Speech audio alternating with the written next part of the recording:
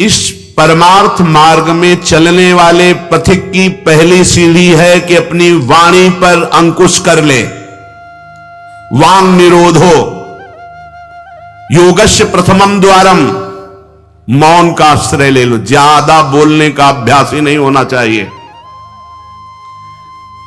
बड़े अपराध बन जाते हैं, निंदा स्तुति बन जाती है, दोष दर्शन होने लगता है, वो साधक गिर जाता है। मौन का स्वभाव बनाना चाहिए। जड़ मौन यहां वृंदावन में ठीक नहीं।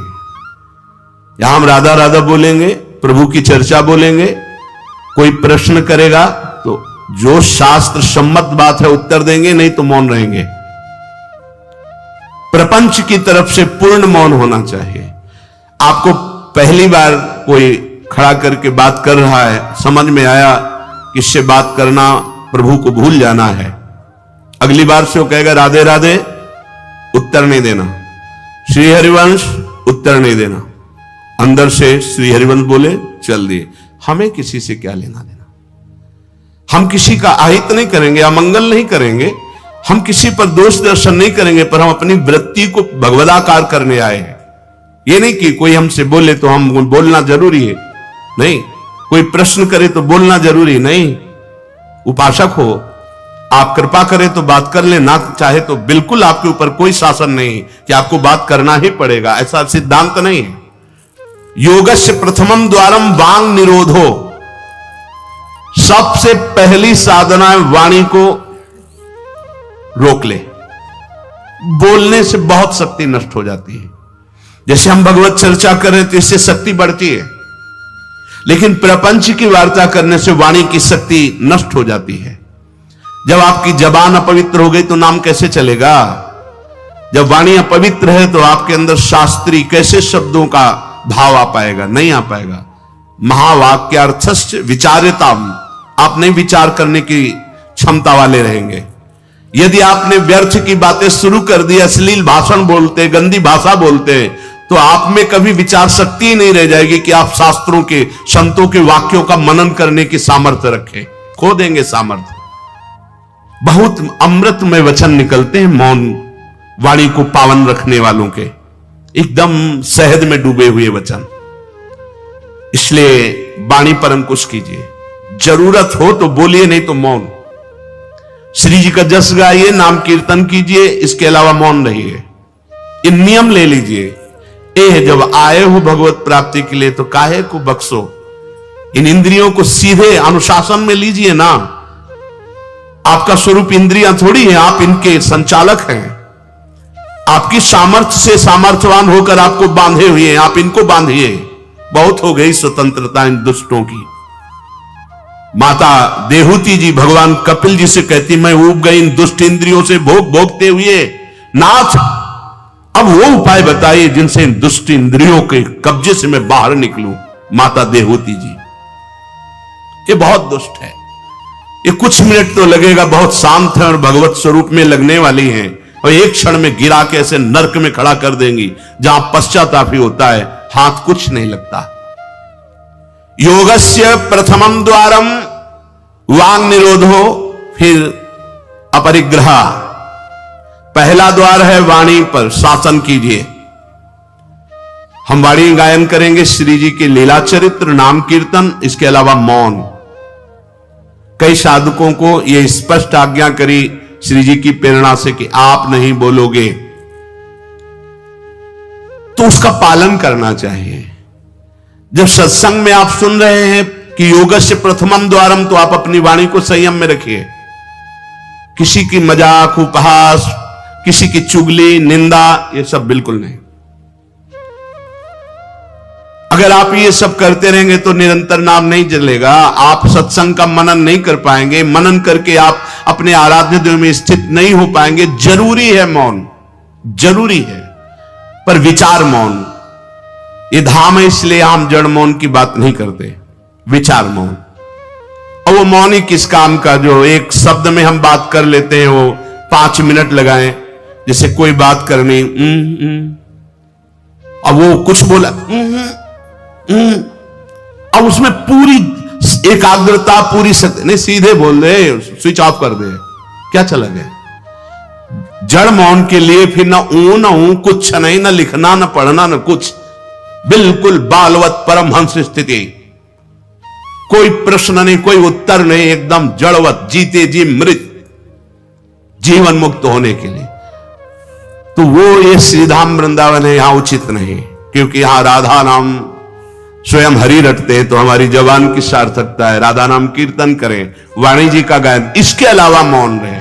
दूसरा, अपरिग्रह,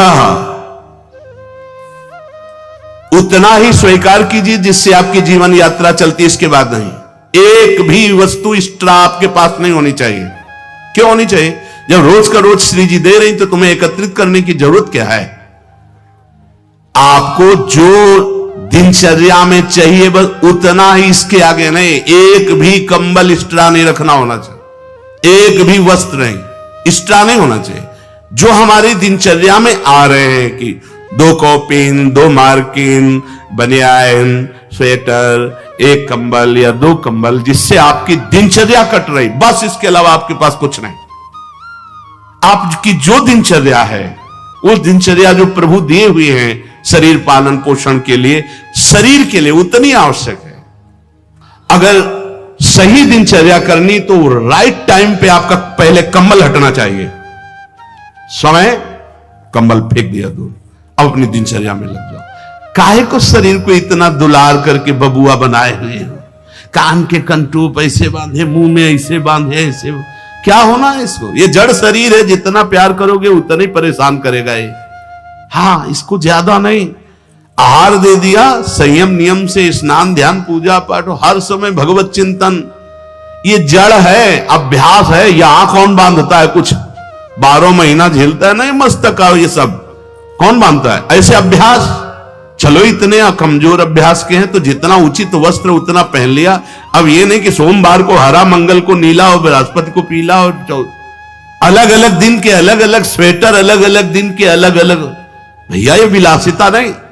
भगवत प्राप्ति करनी तो एक स्वेटर में 10-5 साल तो कटी जाएंगे, दूसरा हम क्यों लें? एक जिपर मिल गया, उससे शरीर ढक लिया, 10-5 साल चलेगा, 2-3 महीने पहनने को होता है। हर साल नया तो भाई हमें क्या कार, हमें कहीं जाना है क्या पार्टी में? हमारी यही पार्टी, बाबा जी की पार्टी, भगवत मार्ग के पथिक है। उचित उचित बिल्कुल नहीं से बहुत, वो इसको दुलार करने का मतलब है अपना पतन करना। सच्ची मान लीजिए, इसका पतन करना। वयोवृद्ध है, रोगी शरीर, वो अलग बात है। थोड़ा तो आनंद लीजिए प्रकृति का वार सहने का। अगर शरीर रुग्ण नहीं है, जवान शरीर हो, ब्रह्मचारी हो, आग है अंदर, सहो हर प्रकृति के वार को, गर्मी सर्दी बरसात भूख प्यास, सच्चिदानंद में स्थित हो जाओ, तुम्हारा बाल बांका भी कोई नहीं कर सकता।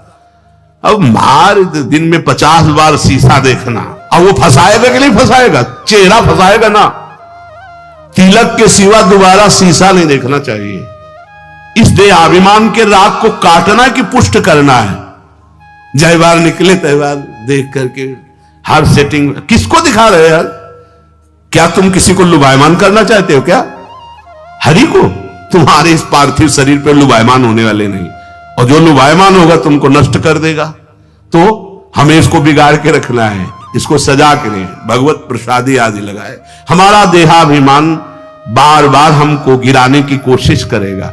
ये हम जो हंसी मजाक में भी कह रहे, इसको अच्छे से समझना। ये जो 2 प्रकार की पद्धति रखी गई है कि आप मुंडन करवा के रखिए क्योंकि आपके बालों से शोभा बढ़ेगी, और आप बाल रखा के रखिए क्योंकि आपकी शोभा बिगड़नी चाहिए। रज लगा के रखिए कि आपको ही आपके शरीर में राग ना रह जाए। बात यहां ये, यहां किसी के दिखाने के लिए नहीं है, आपके शरीर में आपको राग ना रह जाए।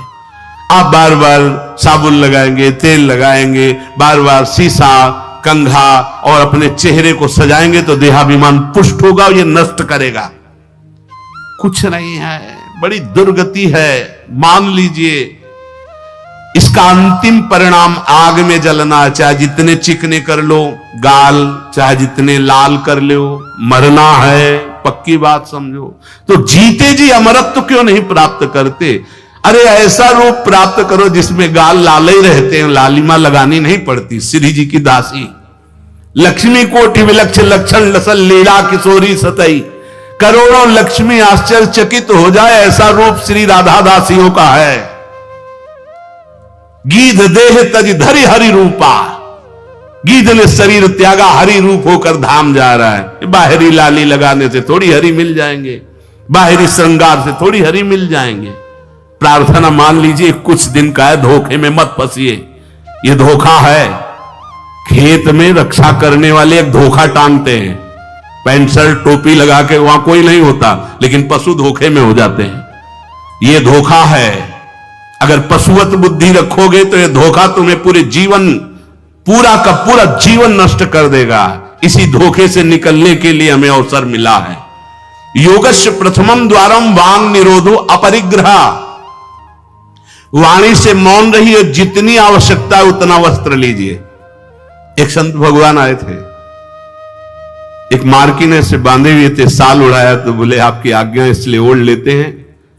तो हम कहा किसी बाहर निकल के किसी को दे देना, हमारी श्री जी की प्रसादी, इसलिए हमारी प्रसन्नता के लिए। तो उनका ओढ़ लेते हैं, पर महाराज हम रहते ऐसे ही। उनका धन्य है, नौजवान हो, बहुत सुंदर है। तो हम कहा आप बाहर जब निकलना किसी को देखना ऐसे आवश्यक है तो आप दे देना। तो बड़े प्रसन्न हुए, आदर करके उन पर हृदय में आदर हुआ उनका, नहीं मुझे नहीं चाहिए, मैं तो जैसी रहनी से रहता हूं। हमने घटिया घाट है एक फर्रुखाबाद फतेहगढ़ की तरफ, वहां रुके हुए थे। एक महात्मा को देखा, वयोवृद्ध थे, एक पतली मार्किन, माघ महीना, ये कौन सा माघ चल रहा है, यही तो चल रहा है, मकर संक्रांति का अवसर। तो वहां रामनगरिया लगती है 1 महीने के लिए, जैसे प्रयाग में कुंभी और कुंभ में लगता है, तो गंगा किनारे हर साल मकर संक्रांति में हजारों लोग 1 महीना वास करते हैं, रोज गंगा स्नान त्रिकाल करते हैं। उन महात्मा जी के समीप रात्रि में गए तो शरीर कांप रहा था और मंत्राकार वृत्ति, एक झोपड़ी में बैठे हुए थे। बड़ी लज्जा लगी हमें अपने ऊपर कि हमारा जवान शरीर है, 30-35 वर्ष पहले की बात, और हम 1 मार्किन पहने, 1 मार्किन ओढ़े, ये तो केवल 1 मार्किन पे है, तो हमारा क्या कर्तव्य बनता है, हमको ये भी फेंक देना चाहिए। ये वयोवृद्ध हैं और मौन हैं, तो उनसे प्रार्थना की कि यहां आश्रम से एक कंबल ले आए, आपका शरीर कांप रहा है। ऐसे मुस्कुरा के कहा नहीं, वो चोट पे चोट लग रही थी कि धिक्कार हमारे जीवन को, ये वयोवृद्ध होकर इतना तितिक्षापूर्ण जीवन, और हम जवान होकर के इसको सह नहीं पा रहे। आप सच्ची मानना, जो तितिक्षापूर्ण है बहुत जल्दी भगवत साक्षात्कार होता है। भगवान आदेश करते तास तितिक्षस्व भारत। आज हम केवल शरीर दुलार में अपने समय को नष्ट करते हैं, शरीर पोषण में। भाई देखो, ये छोटी छोटी बातें आपको देखने में लगती होंगी बड़ी बात है, यही आपको आपके आराध्य देव से विलग किए हुए है। महीना भर आप केवल ऐसे आहार करके देखिए कि जिसे तुम्हारा मन कहता अच्छा उसको हटा दीजिए। आज थोड़ा त्याग मत वर्णन कीजिए, आज थोड़ा हमारे उदर में परेशानी है तो हमें केवल आप रोटी और सब्जी दीजिए। महीना भर केवल रोटी सब्जी उचित। आप देखो, अगर आपके अंदर का रजोगुण तमोगुण नष्ट ना हो जाए तो कहना आपके अंदर सात्विक भाव आ जाएगा, मंत्र में स्थिति होने लगेगी। अब आप, हमने देखा है जैसे गुलाब जामुन, कचौड़ी, पकौड़ी, ये सब कहीं जैसे भिक्षान्न में मिली भी और भरपेट पा लिया, तो वो रस नहीं आया भजन में। जो एक सूखी रोटी ऐसे चबा के गंगा जल पी करके जो रस आता है ना, वो नहीं आता है। सच्ची मानिए, पहले के बड़े बड़े भजनानंदी महापुरुष अपने जीवन को ऐसे ही। तो अपरिग्रह ये बहुत बड़ी बात है, साधक यहां चूक करता है। देखो, आप लोग तो इतने बढ़िया अवसर पे हैं कि आपको ना किसी से मांगना है, ना आपको अपनी कोई परवाह होनी चाहिए, क्योंकि श्री जी व्यवस्था कर रही। आपको जो वस्त्र उचित है वो ले लीजिए, जो भोजन उचित है, और अपनी सेवा और मंत्राकार वृत्ति। आपको किसी से कोई मतलब ही नहीं। आपको तो भिक्षान्न के लिए भी नहीं जाना है, अपने आप आकाश वृत्ति से प्रभु देते हैं। तो आपका रूम आपकी कुटिया है, आपकी दिनचर्या एक स्वयं की दिनचर्या है। आपके रूम में अपरिग्रह दिखाई देना चाहिए। बिछाने का, एक ओढ़ने का, जो आप जितना सहन कर सकते हैं उतना। अगर आप एक कंबल से रात काट सकते हैं तो दूसरी मत डालिए, चाहे 10,000 रखे हो, आपको क्या मतलब है? पूरी सृष्टि में सब भोग सामग्री आपके लिए है क्या? अपरिग्रह, हम जहां चूक करते हैं उसको पक्के से बांध लीजिए, अभी आनंद की धारा में आ जाओगे। वाणी को कंट्रोल, शासन, आवश्यक है तो बोलेंगे, नहीं तो मौन। दूसरा, उतना ही स्वीकार करेंगे जितने की आवश्यकता है। भगवदानुभूति के लिए एक बार तो आग लगनी चाहिए जीवन में, कि जीवन मृत तुल्य होना चाहिए। यहां जरा सा साधन बना कि पोस्टर बैनर में आ गए, प्रशंसा में आ गए, कैसे भगवत प्राप्ति होगी? अपरिग्रह। और आगे, निराशा च निरीहा च नित्यमेकांत शीतला। आशा ही परमं दुखम, नैराश्यम परमं सुखम। उपासक को किसी व्यक्ति, वस्तु, स्थान से कोई भी आशा नहीं होनी चाहिए। हाथ जोड़ के तुम्हारे कमरे में पहुंचा दिया जाएगा तुम्हें जो आवश्यक है। तुमको आके रजिस्टर में लिखने की जरूरत नहीं, तुम्हें मांगने की जरूरत नहीं है। तुम निष्ठापूर्वक ध्यान दे करके देखिए, ये देखा गया जीवन में, जिस समय जो आवश्यकता होती है हाथ जोड़कर वो आता है। कौन? जिसकी शरण में हो, समझ नहीं पाते और कहता है ये वस्तु ले लो, तो आश्चर्य होता है कि ये बात कैसे कोई जान गया कि मुझे आवश्यकता थी, मेरे शरीर को आवश्यकता थी। जितनी जो आवश्यकता उतना। इसके बाद आशा ही नहीं, निराशा हमारा परम पद में पहुंचाने वाला मार्ग है। आशा ही परमम दुखम, नैराश्यम परमम सुखम। किसी व्यक्ति से, किसी वस्तु की आशा बिल्कुल नहीं होनी चाहिए। तब लग जोगी जगत गुरु, जब लग रहा है निराश, जब आशा मन में भई जग गुरु जोगी दास। आशा नहीं होनी चाहिए। आशा एक ही बात की होनी चाहिए, कब किशोरी जो मिलेंगी। आशा से दास्यम वृषभानु जाया, तीरे समध्यास जब भानु जाया। कब मैं अपने स्वरूप में स्थित होऊंगा, इसके अलावा कोई आशा नहीं। शरीर की आवश्यकता है। मान लो यहां सुविधा है कि भाई आप यहां से ले लीजिए, तो आप ले लीजिए, नहीं तो किसी से मांगने की जरूरत नहीं। कभी तो ऐसे रहना सीखो ना कि कोई आशा नहीं, कोई इच्छा नहीं, और आप हृदय की बात जानते हो। आप देखना, आपको जो शरीर की जरूरत हो आप देखते रहना, देते रहना। बिल्कुल बिल्कुल वो एक एक कदम पर देखते हैं। जो अव्यवस्थित, तो हमने देखा है, एक एक कदम पर व्यवस्था। आपको अपने स्वामी पे विश्वास होना चाहिए, आशा किसी से नहीं। आशा एक राम जी से दूजी आशा छोड़ दे, नाता एक राम जी से दूजो नाता तोड़ दे। यहां संसार आशा में ही तो दुख को प्राप्त हो रहा है। पिंगला वैश्या को भगवान दत्तात्रेय जी ने गुरु माना, क्योंकि उसने आशा का त्याग कर दी। आशा नहीं। अब मैं पुरुषों से आशा करती थी, अब परम पुरुष से आशा करूंगी, अपने आत्मस्वरूप से। अब किसी की जरूरत नहीं, मैं किसी से रमण की आशा नहीं करूंगी, एकमात्र अपने आत्मस्वरूप। उसी समय उसको गुरु मान लिया। पहला, वाणी का मौन, उचित बोलो। दूसरा, सामान उतनी रखो जितनी आवश्यकता हो। तीसरा, किसी से आशा मत रखो। चौथा, निरीह, किसी भी तरह की लोक परलोक की कोई कामना नहीं। बड़ा आनंद। अभी देखो, जीवन मुक्त हो जाओगे। किसी से लोक की कोई आवश्यकता नहीं, लोक वस्तु की, और निरीह, कोई कामना नहीं।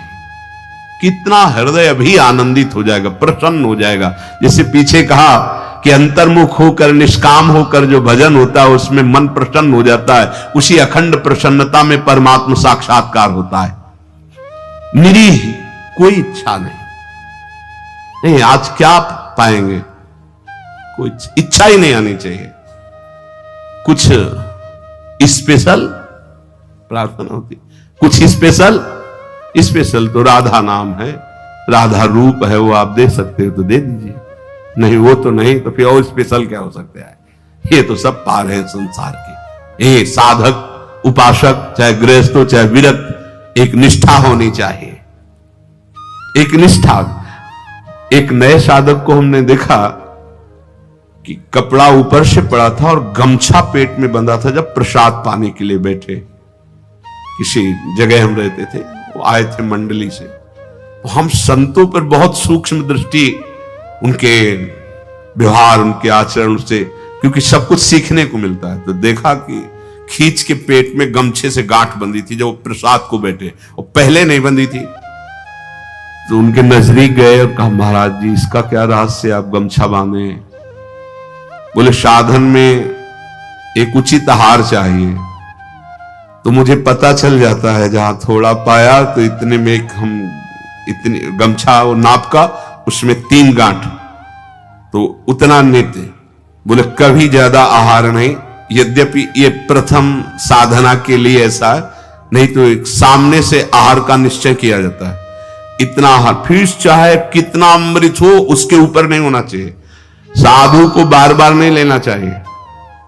ये जो नहीं पूड़ी पूड़ी, बोले हाँ डालो, खीर हाँ 4 पूड़ी रख दो, इतने सब्जी रख दो, दोबारा आप पूछिएगा किसी से, हमारे से पूछने की जरूरत नहीं।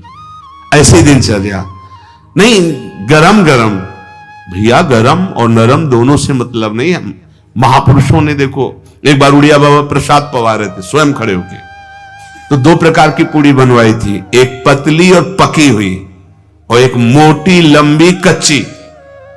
पकी हुई नीचे रख दिया और कच्ची वाली ऊपर रख दिया, और आप खड़े हो गए ऐसे, सब नवीन साधक ऐसे पार। उनमें से 50 नीचे वाली पूड़ी ऊपर करके शुरू किया, और कई साधक ऊपर से शुरू किए। तो जो नीचे वाली तुमसे कहा खड़े हो जाओ, वो तो महापुरुष थे, जाओ ब्याह करो जाके, गर्मा गर्म बहू के हाथ पाना, बाबा जी बनने लायक नहीं हूं। ऐसे सीधे डांट लग, कान पकड़ा, महाराज जी गलती हुई। नहीं, आपने ऊपर वाली को नीचे क्यों किया, नीचे वाली को ऊपर क्यों किया? क्योंकि वो पकी थी ना, तुम्हारी स्वाद पर दृष्टि थी ना, इसलिए स्वाद का पोषण करना, तो घर जाओ। भगवत मार्ग में चलने के लिए स्वाद मिटाना है, केवल भगवत स्वाद लेना है, भगवत आनंद का स्वाद लेना है। कितना कठिन लग रहा होगा? कुछ कठिन नहीं है। जब लक्ष्य बन जाता है भगवत प्राप्ति, तो सब सहज हो जाता है। नहीं खान पान ते भावे है, नहीं कोमल वसन सुहावे है, सब विषय लगे ते खारा है, हरि आशिक का मग न्यारा है। समझो इस बात को। यहां इतना डबल होता जा रहा है शरीर, चर्बी बढ़ती जा रही है, पीछे भी पेट में भी, कि आसन में अगर कहा जाए पद्मासन में 20 मिनट बैठो तो बैठने की हिम्मत नहीं रह गई, तो क्या साधना करोगे? बिल्कुल ये बात होश में रखिए, शरीर को बढ़ावा देना बिल्कुल अपना नाश करना है। उचित आहार ऐसा कि पाने के बाद तुरंत आसन में 1 घंटे बैठना पड़े तो आपको कोई परेशानी न हो। मान लीजिए आप उदर नहीं है, आप प्राण नहीं है, आप रसेंद्री नहीं है, आप मन नहीं है, उचित आहार दीजिए, रात दिन भजन में लगी, अभी सात्विक भाव आ जाएगा। सात्विक भाव नहीं आ रहा। ईमानदारी से देखिए आप कितना समय मोबाइल में नष्ट करते हैं, जिनके पास मोबाइल है। ईमानदारी से देखिए आप कहीं अंतर्मुख अध्यात्म की वृत्ति से युक्त हो पाएंगे? आप रजोगुणी भोजन करते हैं, आप टच वाला मोबाइल रखते हैं, आप अधिक समय उसमें, भले आप इधर उधर, क्या समय नष्ट कर रहे हो। एक एक सेकंड इतना है। जब कोई जरा सी व्यर्थ की बात करता तो चिड़चिड़ाहट पैदा होती कि ये तुम अपना समय नष्ट कर रहे हो, समय नष्ट कर। अरे जितने सेकंड में हम राधा राधा बोलते उतने में तुमने व्यर्थ बात सुना दी, व्यर्थ बात। चलो गृहस्थ आश्रम में व्यापार नौकरी आदमी तो उसको बेचारे को विवशता है, लेकिन आप भगवत मार्ग के पथिक है। आपका बिल्कुल एक एक मिनट बड़ा कीमती है, एक एक मिनट जगत मंगल के लिए है। हम 1 मिनट में 10 बार 20 बार नाम लेंगे और वो नाम जगत को देंगे कि जगत का मंगल हो, तो हमारी साधुता सुरक्षित हो गई। निरीह इच्छा रहित और नित्य में एकांतशीलता, नित्य एकांत में शांत भाव से, शीतल भाव से। एकांत बहुत खतरनाक है नवीन उपासक के लिए, यह अनुभव की बात है। जहां आप अपने कमरे में जाएं तो समाज से ज्यादा सावधान हो जाएं। पक्की बात कह रहा हूं। समाज में तो बहुत शालीन गंभीर स्वभाव अपने को रखना ही पड़ेगा, क्योंकि हजारों की दृष्टि है। एकांत में किसी की दृष्टि नहीं है, उसकी दृष्टि है जिसके लिए आप बाबा जी बने हो या जिसके लिए आप भगत बने हो। अब एकांत आपका कहां जा रहा है वो खुद देख रहा है। जो शास्त्र शीर्षा पुरखा सहस्राक्षा सहस्त्रपात, वो प्रभु देख रहा है कि तुम्हारी एकांत में प्रिय वस्तु क्या है। मोबाइल, सांसारिक नौटंकी नाटक, या विषय चिंतन, या विषय क्रिया, वो देख रहा है। और अगर आप एकांत में शास्त्र स्वाध्याय कर रहे हैं, नाम जप कर रहे हैं प्रभु के लिए, तो वो देख रहा है, वो भी देख रहा है। इसलिए प्रार्थना है नित्य में एकांतशीलता। आपका स्वभाव एकांत में बहुत ही सावधानी पूर्वक समय कटने वाला हो। एकांत साधु का सही तो परमार्थिक। कैमरे के आगे तो सब सही बोलेंगे, सही देखना होगा, सही हरकत में रहना होगा। एकांतिक आपकी हरकत क्या है, एकांत में आपका चिंतन क्या है, यही खास बात होगी। दो मुखड़े होते हैं, एक होता है सामाजिक, एक होता है एकांतिक। सामाजिक से भी एकांतिक सावधान साधु का मुखड़ा होता है। असाधु का समाज में बहुत बढ़िया और पीछे कुछ और होता है। हर एक व्यक्ति की बुद्धि में दो बुद्धि होती है, एक होती सुमति, एक होती कुमति। एक होती दैवी संपदा को वर्धन करने वाली सुमत, एक राक्षसी संपदा को। अर्थात कुछ ऐसे मुखड़े होते हैं जिनका एक मुखड़ा तो देवता होता है, दूसरा राक्षस होता है। अगर एकांत में तुम्हारा चिंतन, तुम्हारा आचरण, तुम्हारा विचार, तुम्हारी क्रियाएं कुमति के द्वारा हो रही हैं, तो सामने देवता बनोगे और पीछे राक्षस बनोगे। ये दुमुही चाल भगवत प्राप्ति के लिए बहुत बाधक बात है। जो तुम्हारा एकांत वही समाज, जो समाज वही एकांत। हम इष्ट और गुरुदेव के सीसी कैमरे में हर समय रहते हैं। हमारा इष्ट और गुरुदेव हर समय मुझे देख रहा है। दरवाजा बंद करने पर हम एकांत नहीं हो गए, वो गुरुदेव की दृष्टि है, हमारे आराध्य देव की दृष्टि। हमें पहले सोचना चाहिए, कुछ करने के पहले, कुछ देखने के पहले, कुछ सोचने के पहले, कि अंतर और बाहर दोनों जगह मेरे गुरुदेव सुन रहे हैं, देख रहे हैं, मेरे आराध्य देव सुन रहे हैं, देख रहे हैं। इसलिए नित्य में एकांतशीलता, एकांत में बहुत शीलवान, धैर्यवान, विनम्रता पूर्वक अपने मन को समझा करके केवल प्रियालाल में लगाना। एकांत स्थितिरिंद्रियो परमणे हेतुर्दमश्चेतसः संरोधे करणम समेनो विलयम यायादहम वासना। एकांत में रह करके बढ़ी हुई इंद्रियों के वेग का दमन करता है साधक, क्योंकि एकांत में इंद्रियां बहुत प्रबल हो जाती है। मन, इंद्रियां, खास जिस समय आप शयन करने जाते हैं उस समय बहुत सावधान। जब तक नींद ना आवे तब तक माला चलना चाहिए। उस समय मन के चक्कर में मत पड़ना, ये अनुभव की बात कहते हैं। जब तक आपको नींद ना आवे तब तक बैठ जाइए, माला चलाना शुरू कर दीजिए। शयन के समय खास, जिस समय आप अपने कक्ष में गए शयन करने, मोबाइल हो तो सबसे पहले कमरा बंद करने के पहले स्विच ऑफ करो, उसको बंद करो मोबाइल को। प्रार्थना मान लेना, अगर प्रार्थना मान लोगे तो प्रार्थना करने योग्य हो जाओगे। गेट बंद होने के पहले स्विच बंद होना चाहिए मोबाइल का। अब अपने कमरे में शयन के लिए गए हैं तो माला हाथ में लेकर बैठ जाओ। जब नींद आने लगे तो और धन्यवाद है कि माला छाती से लगा हुआ सो गए, धन्यवाद। अगर ऐसा नहीं है तो नींद आ गई है तो माला विराजमान किया, बिल्कुल नींद में जा रहे हैं, अब चले गए। थोड़ा भी समय इसको मनन करने का मत दीजिए उस समय, नहीं तो ये दिन भर साधन में लगाया गया है, उस समय कोई असाधन सोचवा देगा या करवा देगा। बहुत पॉइंट की बात है, समझ लेना आप। ये देखा गया है हृदय में, उसी बात को कहा गया, जब साधन काल में देखा गया है, हृदय में देखा गया कि फिर मन उस समय मतवाला होता है कि अब तो पूरे दिन हम साधन ही तो की, तो 5 मिनट की मुझे छूट दे दो। लेकिन नहीं, उस समय कठोरता पूर्वक इसको साधन में और जब नींद आ गई तो शयन करे, जब उठे तो फिर वैसी दिनचर्या प्रारंभ कर दी। तब मन भगवदाकार एकांत स्थिर इंद्रियो परमणे हेतुर्दमश्चेतसः। एकांत में साधक अपनी इंद्रियों का दमन करे, बढ़ावा ना दे। देखो क्या साधन है। पहले दर्शन होते थे संत भगत भागवत जन, अब भी कुछ महापुरुष भी होंगे, यहां ठाकुर जी की छवि या गुरु जी की छवि, यहां से स्मार्ट मोबाइल लगा रहता है छाती में, स्मार्ट मोबाइल। ये भैया ठीक है, व्यवहार काल के लिए यदि तुम्हारी कोई आवश्यकता हो, तुम बहुत व्यवहार में, तो हम नहीं। अच्छा बताओ आपको क्या जरूरत है? राष्ट्रपति से बात करनी है क्या आपको? किस विधान में आपको कपड़ा बेचना है, अनाज बेचना है? आपको काम क्या है? किससे बात करनी है आपको? जिनकी विशेष व्यवहारिक कोई सेवा गुरुजनों से मिली, वो तो बात उतनी ही केवल जितनी मिली है।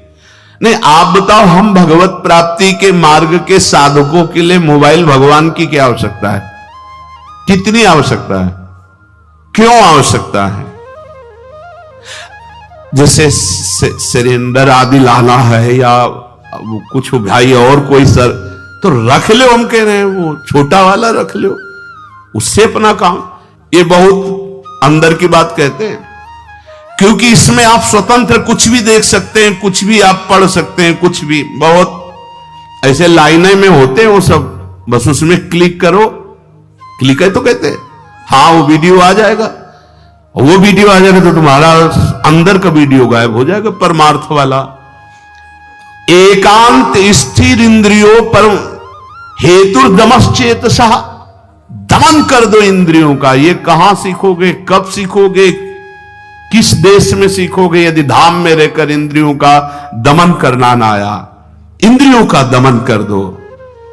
इंद्रिय दमन होने से चित्त का स्वयं निरोध हो जाता है, और चित्त की वासना का नाश होते ही योगी को परमानंद का अनुभव हो जाता है। यह है खेल। इंद्रियों का दमन हुआ, मन और चित्त एक ही बात है। चित्त का निर्वासनिक होना, ब्रह्मानंद का स्फुरित हो जाना, भगवदानंद का स्फुरित हो जाना, और फिर स्फुरित होकर अविचल भाव में स्थित हो जाना। यही जीवन मुक्त अवस्था मुनि की होती है, महात्मा की होती है। साधक सिद्ध अवस्था को प्राप्त हो जाता है। इसलिए जो सत्संग में सुना उसका मनन किया जाए, उसको जीवन में धारण किया जाए।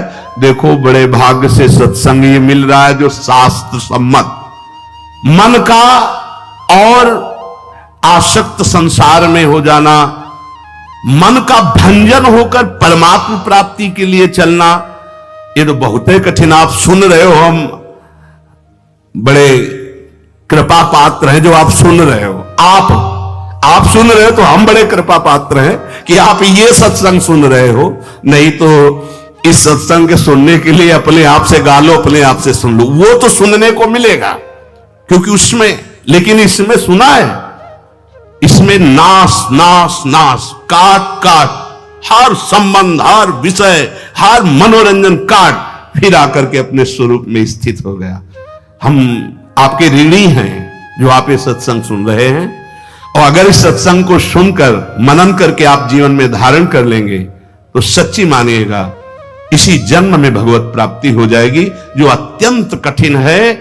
नहीं तो विषय रस बढ़ाने वाला, संसार पे सत्यत्व बुद्धि करने वाला, नाना प्रकार के भोगों की प्राप्ति का उपाय बताने वाला, ये तो बात मिल सकती है, ये प्रवचन मिल सकता है, लेकिन समस्त संशयों को छिन्न भिन्न करके परमात्मा स्थित करने, ये तो जब द्रवहि दीन दयाल राग हो तो साधु संगति पाइए। इसलिए लाभ ले लीजिए।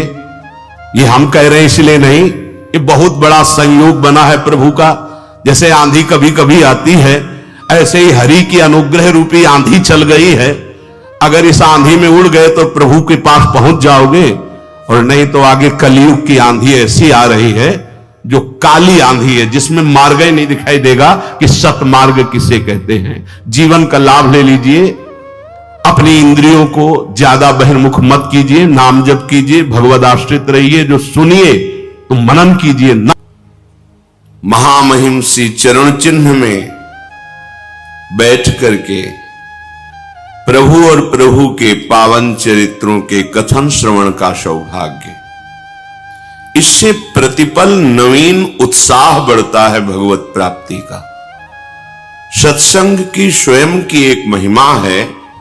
यदि हम आदर पूर्वक श्रद्धा विश्वास करके श्रवण करें, मनन करें और जीवन में उतारें तो बहुत जल्दी संसार की आसक्ति का नाश हो जाता है और भगवत प्राप्ति की पात्रता आ जाती है, दिव्यता आ जाती है, दैवी संपदा का हमारे हृदय में प्रादुर्भाव हो जाता है, आसुरी संपदा का नाश हो जाता है। साफ संगों के त्यागने की जो बड़ी कठिनता है, वो सत्संग में सहज में ही वो सामर्थ्य प्राप्त होती है कि हम उसे त्याग देते हैं। सर्वसंग त्याग ही महा आनंद में डुबोता है। ये जो हम संग करते हैं किसी विषय का, वस्तु का, व्यक्ति का, स्थान का, मूल हमारे हृदय में आनंद प्राप्ति की लालसा होती है। आप देख लीजिए, अच्छे से अच्छा या बुरे से बुरा जो भी हमारे द्वारा कृत्य होता है, उसका मूल कारण होता है सुख भोगने की लालसा। मुझे आनंद आ जाए, क्या पीऊं, क्या खाऊं, क्या देखूं, क्या सूंघूं, क्या छूऊं, क्या भोगूं, जिससे मैं आनंदित रहूं।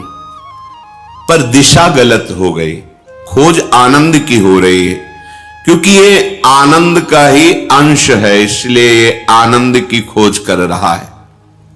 हमारा वेद कहता है आनंदो ब्रह्मेति व्यजानात्, आनंदाद्धेव खल्विमानि भूतानि जायन्ते, आनंदेन जातानि जीवन्ति, आनंदम प्रत्यभि संविशन्ति थी। जो आनंद हम खोज रहे हैं वो ब्रह्म है।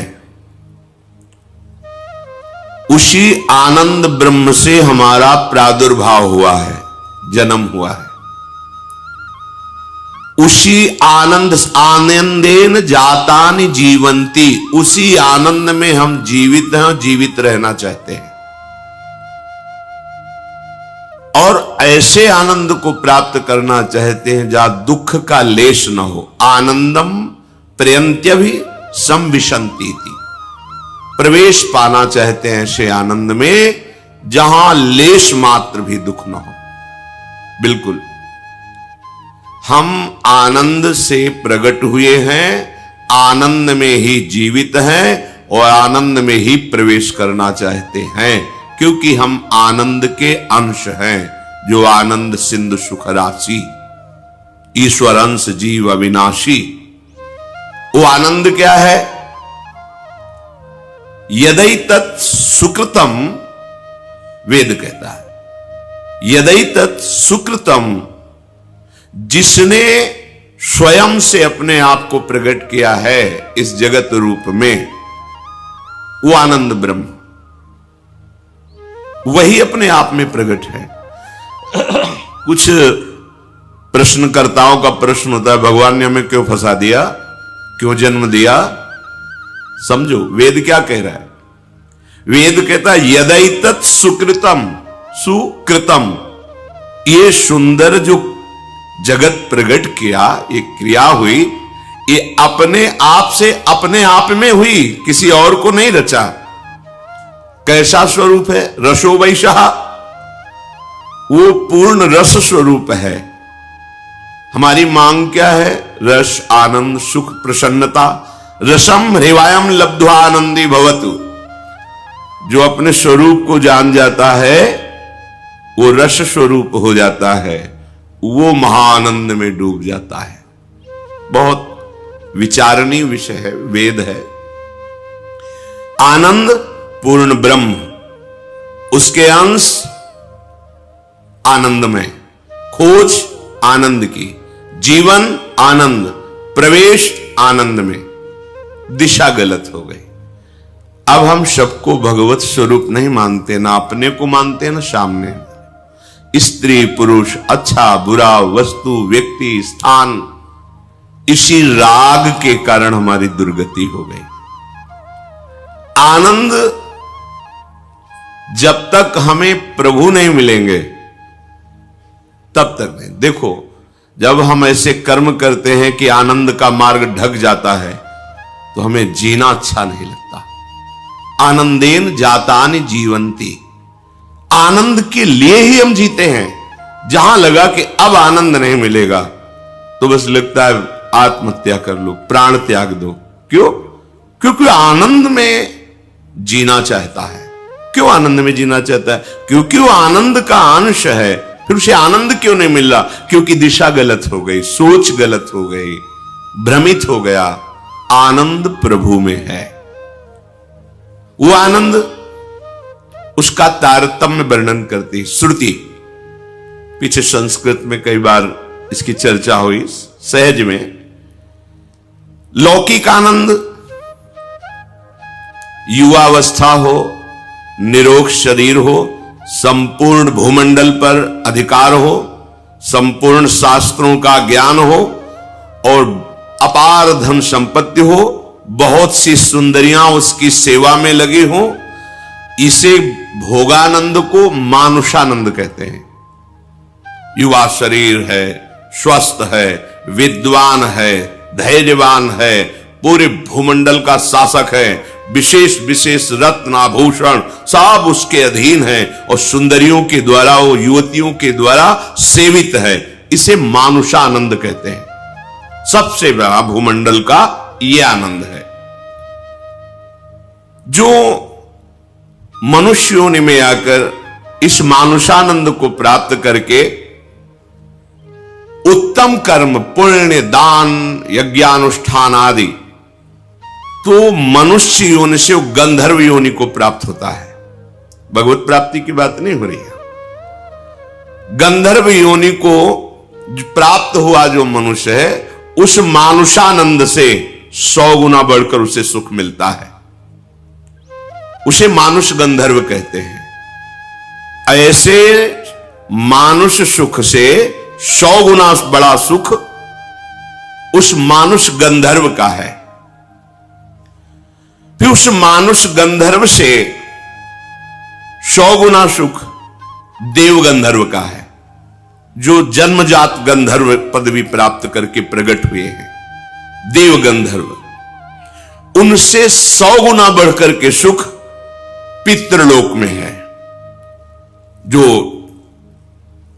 हमारे पूर्वज तपस्या, दान, पुण्य, साधना किए, वो उत्तम पितृलोक में जाकर के सुख प्राप्त करते, वो देव गंधर्व से 100 गुना बढ़कर के सुख है।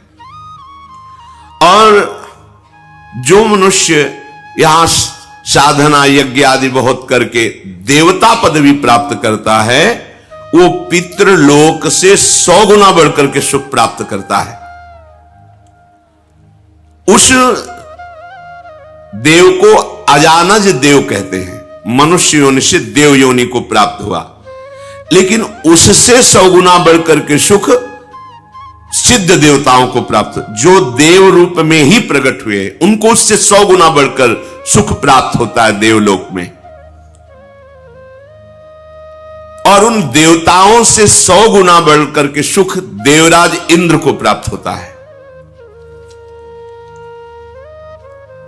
देवराज इंद्र से 100 गुना बढ़कर के सुख आनंद देवगुरु बृहस्पति को प्राप्त होता है।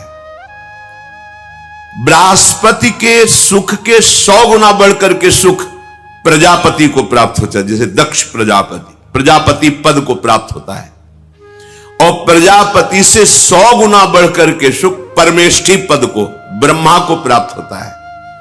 और ब्रह्मा से लेकर के यहां तक जो आनंद का क्रम वर्णन किया गया, इसे सहस्त्रों गुना बढ़कर के सुख ब्रह्मानंद प्राप्त महापुरुष को, ब्रह्मानंद ज्ञान के द्वारा जो अहम ब्रह्मास्मि की सिद्धि करता है, ब्रह्मा जी से भी बढ़कर के हजारों गुना उसको सुख प्राप्त होता है।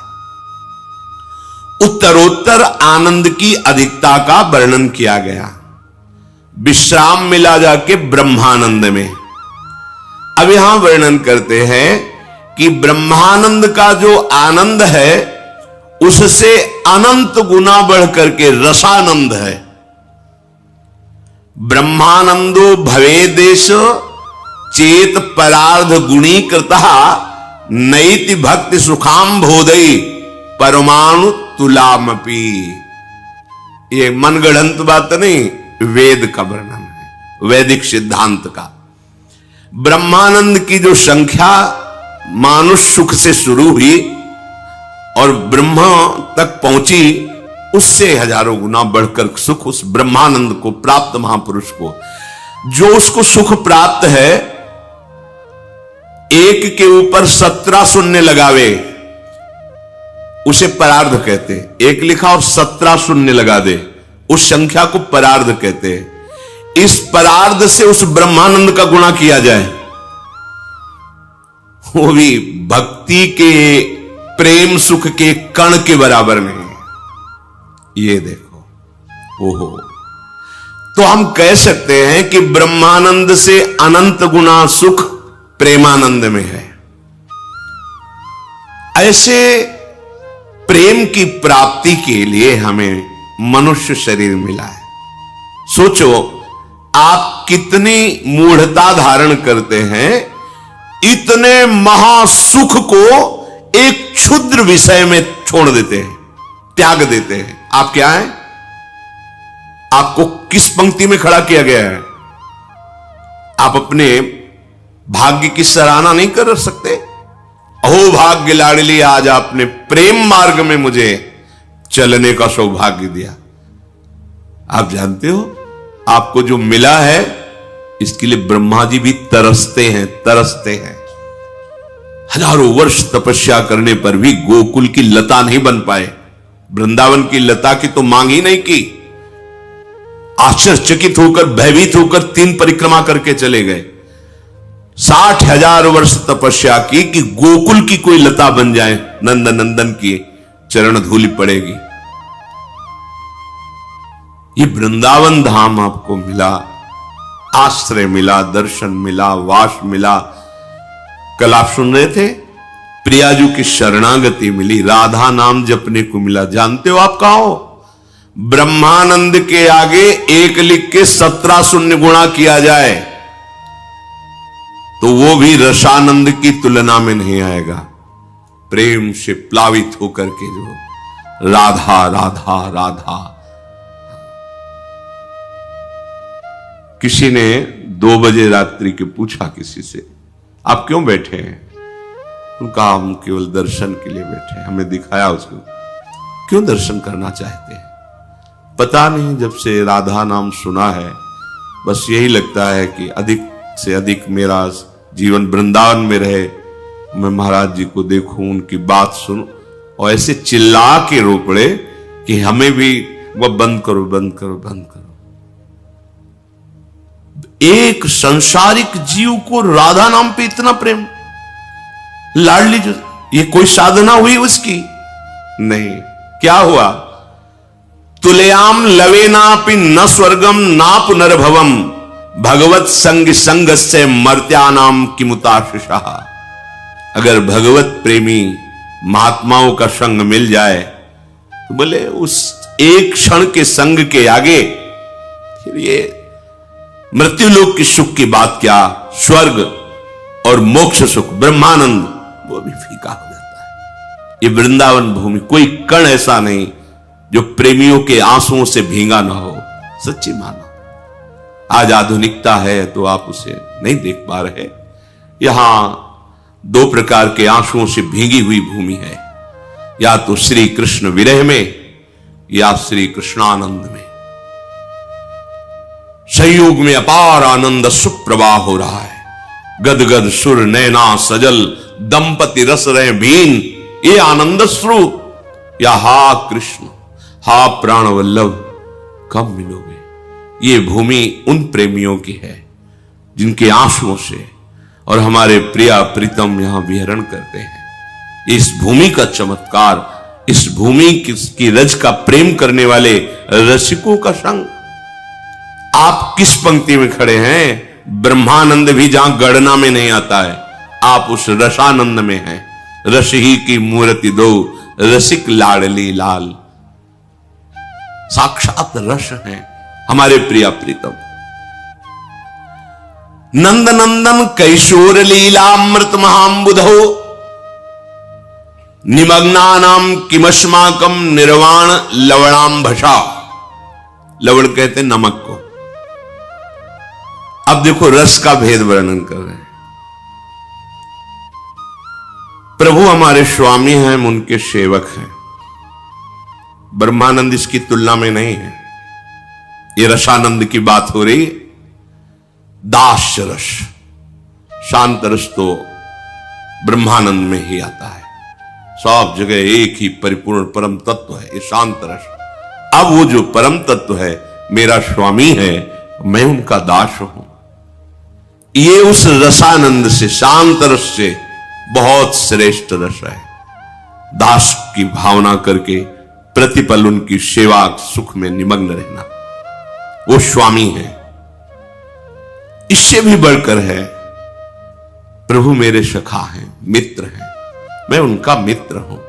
जो दास में सेवा करने का उत्साह बढ़ता है तो स्वामी की आज्ञा की बाट जोहता रहता है। अपने मन से कुछ भी करने के लिए उसे संकोच होता है। बहुत बड़े स्वामी हैं, उनका इशारा मिले, उनकी आज्ञा। लेकिन सखा को ऐसा नहीं है।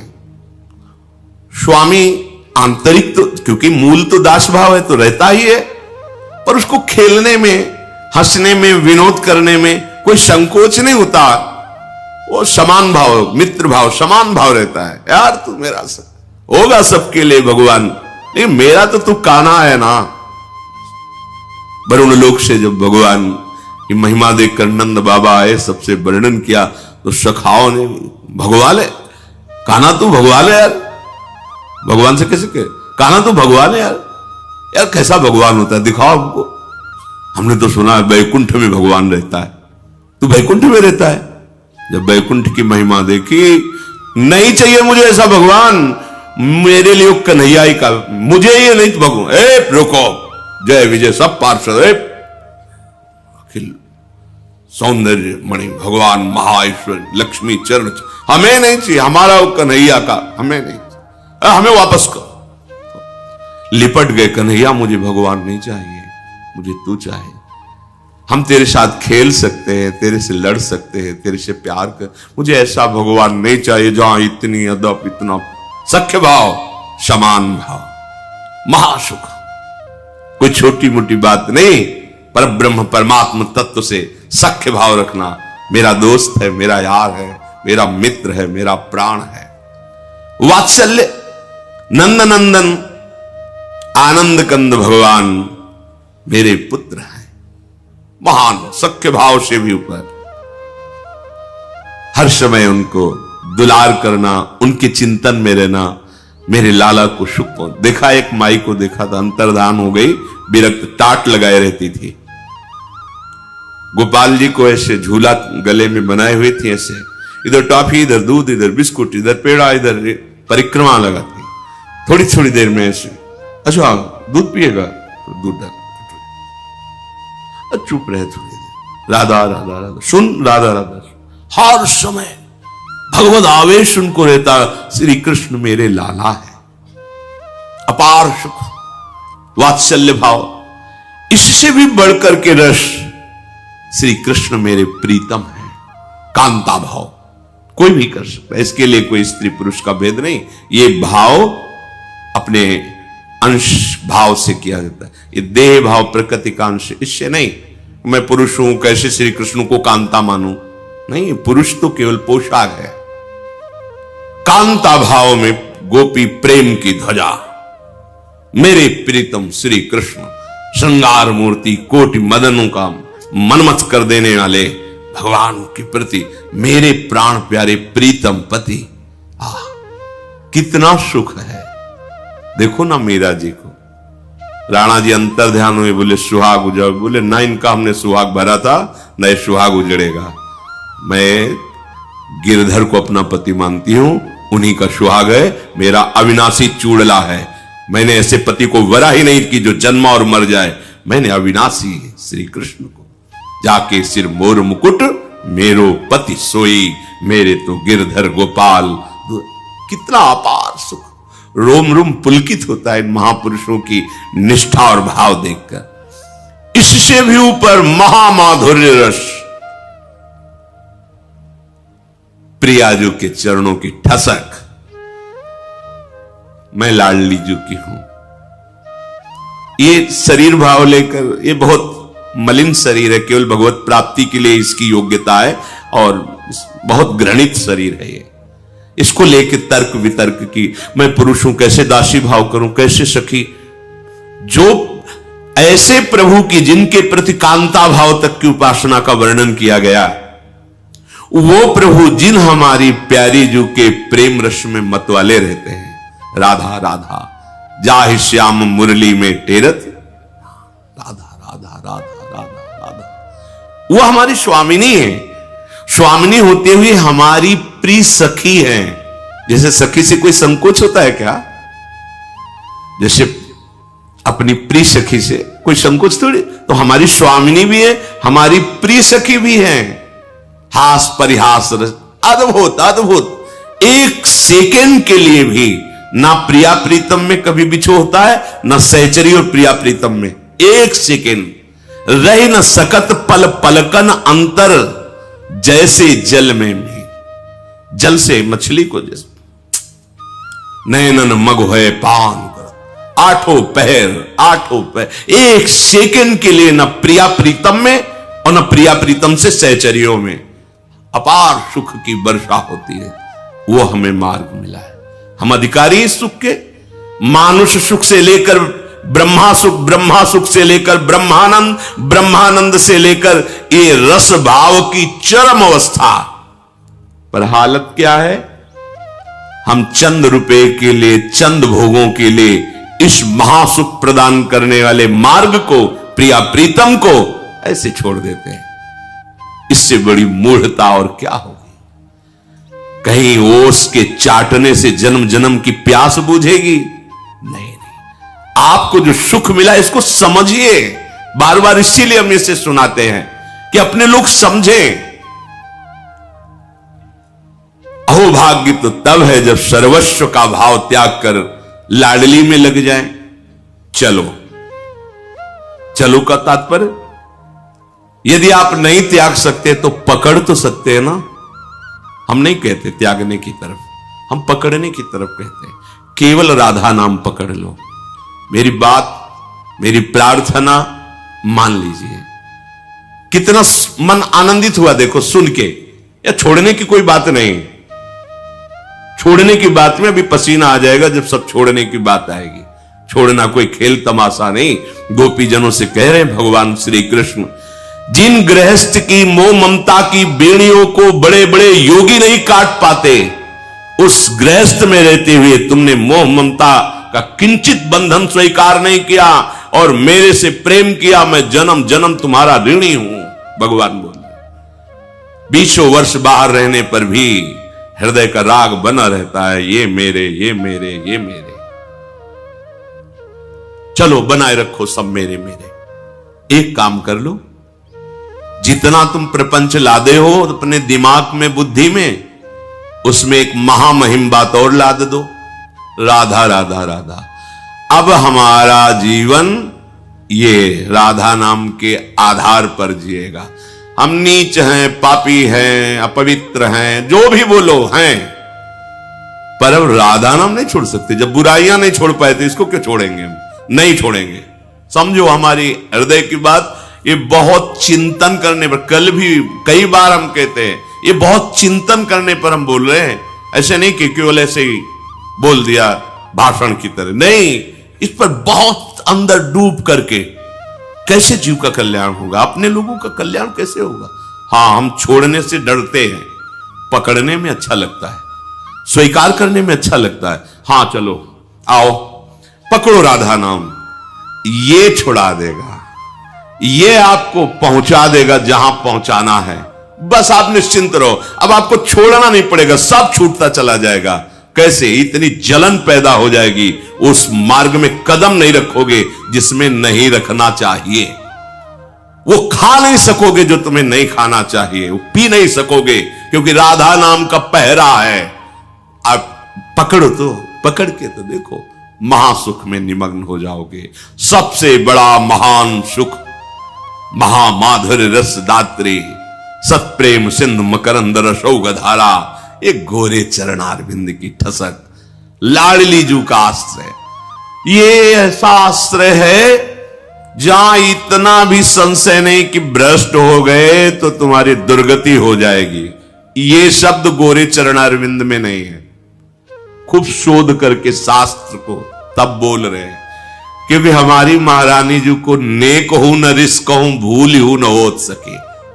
प्रीतम जी पार पार, बस मुस्कुरा, बहुत उद्दंड है, हर आज्ञा का उल्लंघन करता है, शास्त्र निषेध आचरण करता है, इसको तो दंड मिलना चाहिए। नहीं नहीं नहीं, आप समझ रहे ना, हम ऐसे पावर से जुड़ गए, समझ रहे?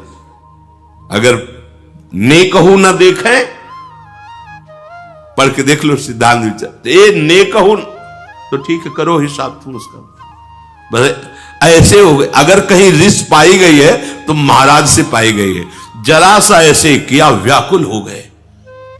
लालन तेरे ही आधीन, विठल विपुल देव जी महाराज कहे, लालन तेरे ही आधीन, तेरे ही रस बस श्याम सुंदर वर जाचत है जो दीन, लालन तेरे ही आधीन।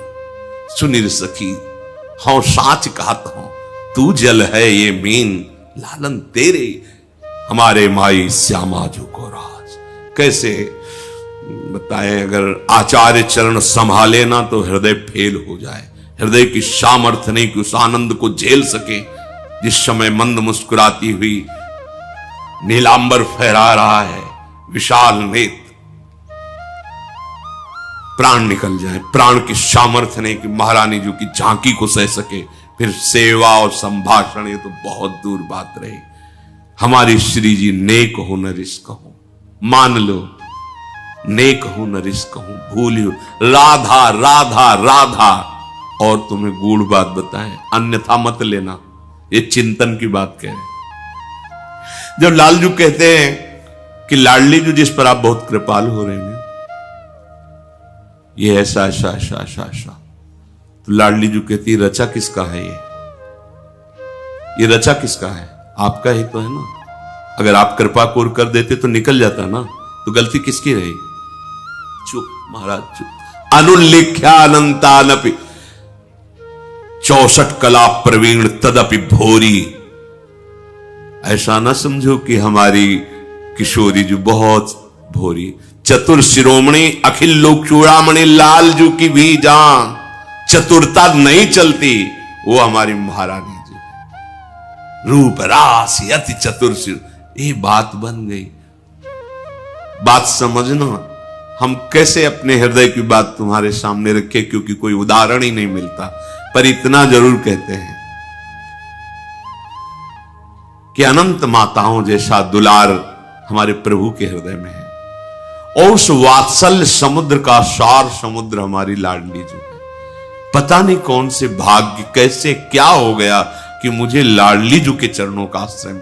हम कोई पक्षपात की बात नहीं कर रहे, हम छाती की बात कह रहे हैं।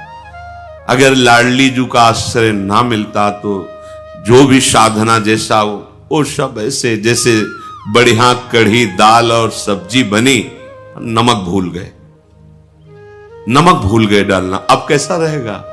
ऐसे ही सब साधना होती।